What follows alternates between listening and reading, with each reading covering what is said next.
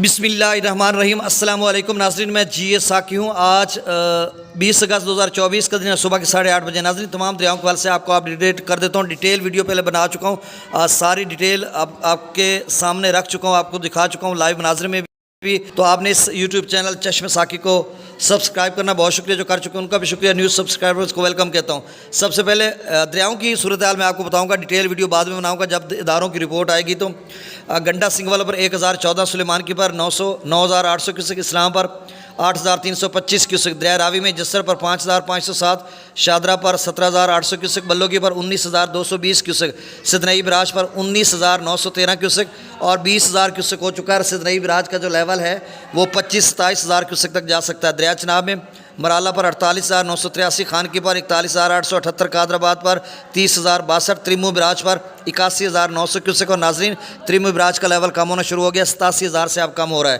पंजनद पर 56,800 क्यूसेक, दरिया जिला में मंगला डैम से 10,000 क्यूसेक, रसूलपुर से खराज नहीं हो रहा।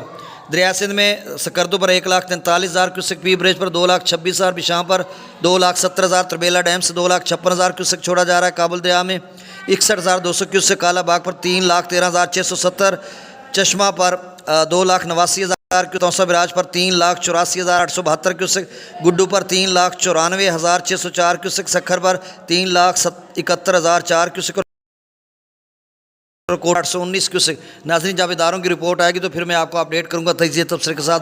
बहुत शुक्रिया, अल्लाह हाफिज़।